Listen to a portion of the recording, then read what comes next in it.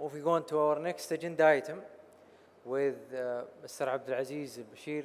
He's an SSP Airworthiness Working Group members, and he will be speaking about the fatigue management in maintenance organization. Please join me to welcome Mr. Abdulaziz to the stand. Bismillah. Assalamu alaikum wa rahmatullahi wa barakatuh. This is a great opportunity to be among all of you, distinguished guests, members of GACA, and friends and colleagues. This topic is a little bit different because it touches people more than anything. Today, I will be taking you through one of the most underestimated topics within our aviation industry, which is fatigue management and maintenance organization. Now, I can assure you by the end of this presentation, you will be able to either strengthen what you have from fatigue management system, or you're going to have the ability of starting something from the ground up. Let me ask you for a favor here, okay? For the next couple minutes, I only want you to picture this. So it's 3:45 in the morning here in Riyadh. As you see, the airport is very quiet, calm, and collected. And one single mechanic is approaching the aircraft in his 11th hours of shift to work in a very critical safety task. Now, this mechanic is trained, and this mechanic is certified. This mechanic was following the procedure. But at that single moment, he was tired and fatigued. We all here, as an expert, knows that fatigue does not show up in the logbook entry. As an expert, we know that fatigue, it does not appear in the aircraft skin, nor it has a sound or an alarm to it. But make no mistake, fatigue has the ultimate power of switching or turning a very simple safety task into a hazard. Now, you might ask, why would I start with a story like that? Since we all in the aviation industry, we are no stranger in a scenario like that. We've heard story like that multiple times. As fatigue can be the difference between identifying a story or identifying a hazard or creating a hazard. Now, in this stage of the presentation, I should jump straight ahead and identify what fatigue really is. Because people sometimes mistake fatigue of being tired, and that is not just the case here. Fatigue, scientifically, is a psychological impairment that plays a big part with your judgment to what you see, to your reactions and timing, where you need to speed up, or you need to calm down or slow down. With your attention to details when you're walking around the aircraft and looking, is this crack or this is a dirt? Should I investigate this a little bit more, or should I just have it pass by? And finally, it plays a big part within your memory. We've encountered so many stories of an aircraft comes back to the gate or after taking off just because a mechanic forgot a wrench or forgot where's his flashlight and etc.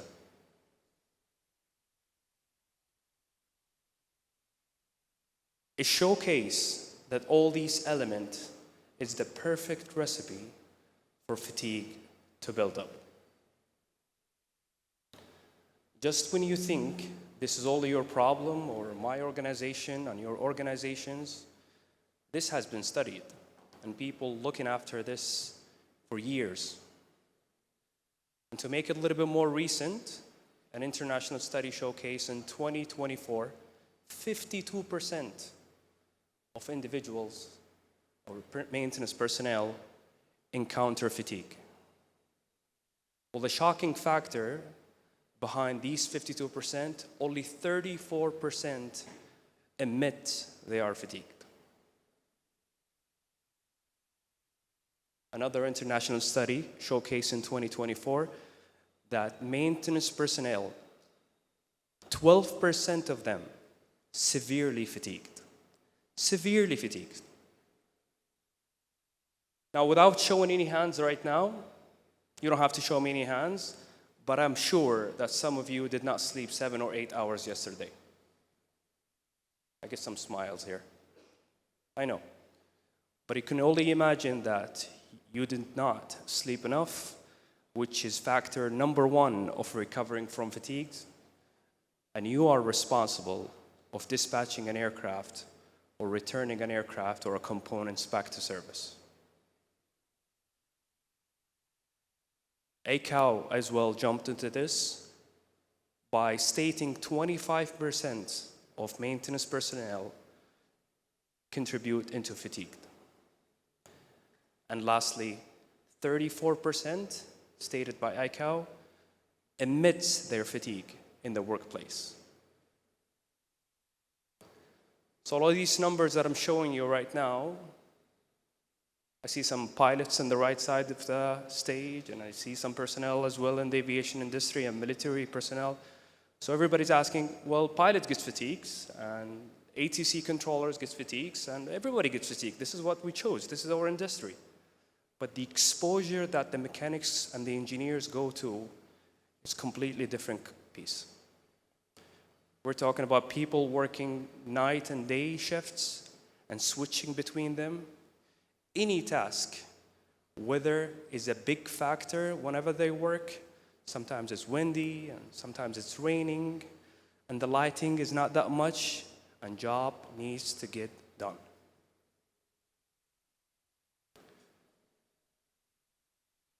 Technicians and engineers, the moment they have more than 1 or 2 or 3 aircraft under their belt, they just need to develop a system within their head.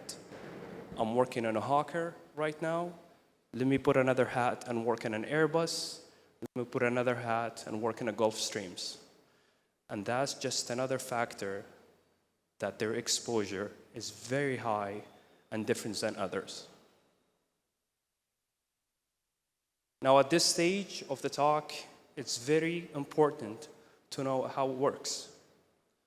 So you get fatigued, and then all of a sudden, your alerting system get weakened a little bit, and then all of a sudden, that contribute into your judgment not aligned with what you're seeing. And again, here's where the hazard get created and the safety risk occur.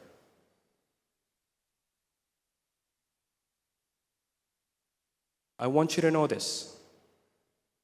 Fatigue, number-wise, one of the most unreported hazards within our aviation sector. And the question is why? Here are some of the factors. People tend to underestimate what fatigue really is and cannot point finger if they're fatigued or not. And it doesn't really help that it's invisible, that you cannot really see it. And you can judge yourself if you're fatigued or not, especially those upcomers within our aviation industry. Culturally wise, it plays a big factor. We tend to push the aircraft back in line, and we tend to get to complete the mission. And if you don't complete the mission, you probably get some eyes on you from people. And lastly, supervisors, people that has been put in place, tend to miss these signs, which plays big factor on the bigger picture. I get asked by GACA to do this presentation 2 weeks ago. And I could have easily pulled some pictures from the 70s and lesson learned from the 80s on from the early 2000s. We're so grateful for that experience and we have learned so much from it. Is it reality? I don't think it's the case. Saudi Arabia, as of right now, is going through unmatched growth in the aviation industry. We're talking more flights, more airports, more MROs and mechanics to complement a vision of 330 million passengers per year. And we all know, as an aviation expert, with more flights, more operations, and more pressure, risk does not grow as equal. It actually multiplies unless we manage the risk perfectly and correctly. Now, for some of you who don't know who I am, my name is Abdulaziz Al-Bashir, and I work for a company by the name of Alpha Star. Simply put, we have 40 aircraft, 1,000 plus people. My team and I try to make them safe every day. But fatigue was one of the factors that we have encountered. To simply put, we built a structure to tackle fatigue. Number one, we realized that it's not an individual work, it's a system work to spot any missing information. So we reflected back on the schedule, on the rostering. A system can detect who has been working back to back, what's the rostering look like, avoiding that excessive hours, and it's not a one-man job. A system can flag all these details. Number two, we braze by having a culture, but do we really have a culture where an individual can raise his hand or her hand and say, you know what, I'm fatigued. I cannot get it, I cannot do it. And that individual will not be judged, will not be asked, it actually will be encouraged.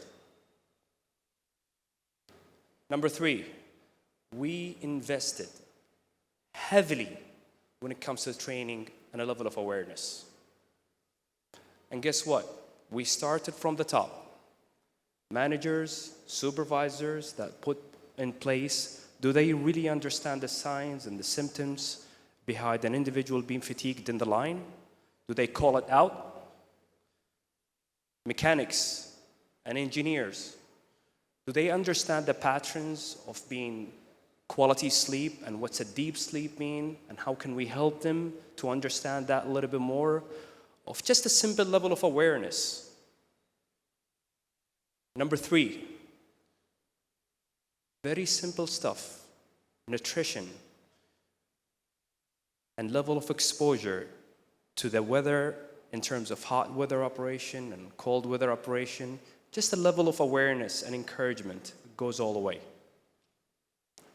Lastly, with the infrastructure that we have, we tried as much as possible to provide a very safe and sustainable free environment that can encourage them to do their duties in the best way possible. Now, I know we are here from a different entities and everybody from a different organization. I'm trying here to make this relatable. This is not just a talk. This is what I do in my organization, and it could be better. But let's discuss what GACA said and what the industry recommend. Number one, you have to have a straight policy, a concord that tells everybody in the organization what they can owe and owes as an individual and understand the standard that needs to be met. Number two, you can go straight ahead to the GACAR and pull the guidelines behind fatigue management system and tailor something very suitable to your organization. I remember Sulaiman al-Tarayif yesterday say something very simple and strict with me. Forget about all this fancy stuff, and sometimes keeping it simple goes along the way. Keeping it simple with your organization goes all the way with you. I tell you what, one thing, if you can remember out of this talk today, just remember that fatigue is real, fatigue is invisible, but in a positive note, fatigue is manageable. And at the same time, managing fatigue is part of your safety. Ladies and gentlemen, to close, I want you to remember one thing.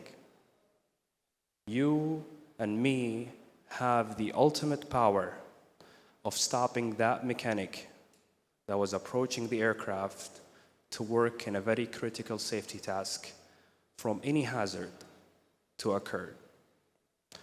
At the end of the day, fatigue leaves no fingerprints. It leaves consequences. And in aviation, consequences matters. One thing to remember, that in our industry, consequences, it would have taught us and we learn from to be in that position. At the end of the day, fatigue is not an additional task. It's part of what your safety culture is all about. Thank you very much.